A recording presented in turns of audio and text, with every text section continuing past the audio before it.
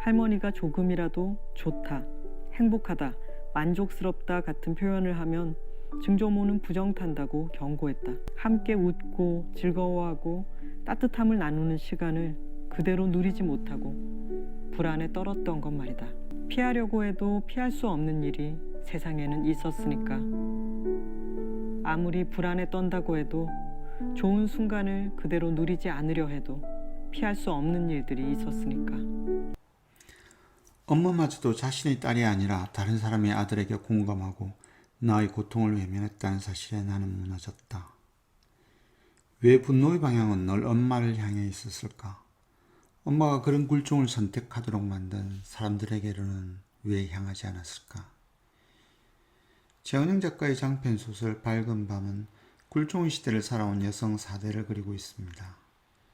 백정의 딸로 태어나 일본군에게 잡혀가지 않기 위해 잘 알지도 못하는 남자와 야반도주를 한 정조할머니 삼천이, 한국전쟁의 혼란과 가난 속에서 사기결혼을 당하고 딸 하나를 키운 할머니 영옥, 큰딸을 잃은 슬픔 속에서 가부장제를 굳건하게 지켜주었던 엄마 미선의 이야기입니다. 여기에 소설 속 주인공 나 지연의 이야기도 함께 더해졌습니다. 지연은 남편의 외도로 이혼 후 희령이라는 조그만 도시에서 천문대 연구원으로 자리를 잡게 되었습니다. 지연은 10살 때 잠시 함께 지낸 할머니를 우연히 만나 가족의 이야기를 듣게 됩니다.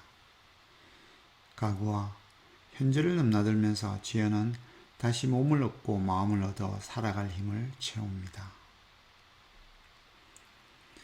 100년의 시간 동안 4대에 걸친 모녀들의 이야기를 다루고 있는 소설입니다. 누구나 살면서 한 번은 힘들고 어려운 시간을 지난다고 생각하는데요.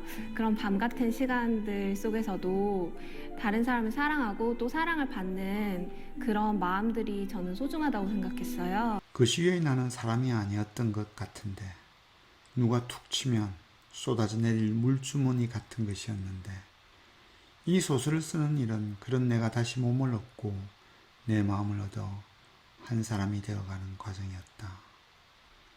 소설을 끝낸 작가의 말 중 일부입니다. 소설가들이 뽑은 차세대에 주목할 작가였던 최은영 작가는 2019년에 소설 작업을 중단하고 한 차례 공백기를 가졌습니다. 저는 작가의 고백을 통해서 최은영 작가가 소설 속 주인공 지연의 도움을 받았다는 것을 알게 되었습니다. 지연의 이야기를 쓰는 동안 작가는 다시 쓰는 사람의 세계로 돌아왔습니다. 소설을 쓰는 일에 비할 바는 아니지만 그들의 이야기를 읽는 일도 쉽지는 않습니다. 소설을 읽는 독자도 고통, 외로움을 주인공과 함께 겪으며 울고 웃습니다. 책을 읽는 일주일 남짓 기간에 저는 다른 공간에서 살고 있는 나를 발견하곤 합니다. 책을 듣고 나면 이전과는 다른 나를 만나게 됩니다. 문학의 힘입니다. 밝은 밤의 모든 문장은 그제도 몽돌 해수욕장의 돌처럼 반짝여서 오랫동안 간직하고 싶습니다. 작가가 얼마나 정성을 들여 어휘를 선택하고 문장을 고쳤는지 짐작이 갔습니다. 몇 번씩 반복해서 읽는 문장 중 3개만 옮겨보겠습니다. 슬픔과 고통, 외로움을 나타낸 글입니다. 하나의 점으로 웅축되어 있던 물질들이 팽창하는 우주 속에서 빠른 속도로 서로에게서 멀어져 가고 있다는 사실은 내가 어린 시절부터 줄곧 느껴왔던 슬픔을 설명해 주는 것 같았다. 마음이 아스팔트 바닥에 갈린 것처럼 아팠다.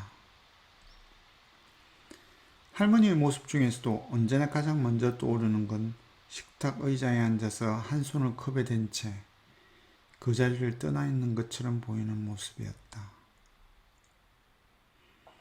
책을 듣고 난 뒤 제게는 2가지 생각이 떠올랐습니다. 첫 번째는 맥락의 힘입니다. 정조 할머니, 할머니, 엄마의 삶은 화자인 지연에게까지 닿았습니다. 굴종의 삶 속에서 힘들게 찾아내고 지켜온 용기와 자신감이 지연에게 새로운 정신과 육체를 부여하였습니다.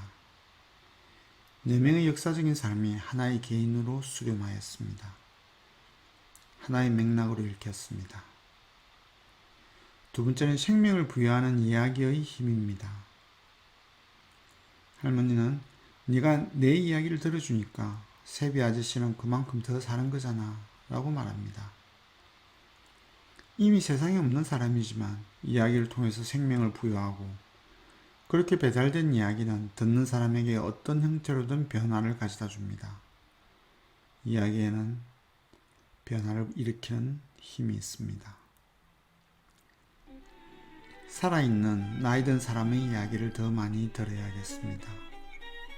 누군가 이야기를 듣는 일은 맥락을 잇는 힘을 기울여줍니다.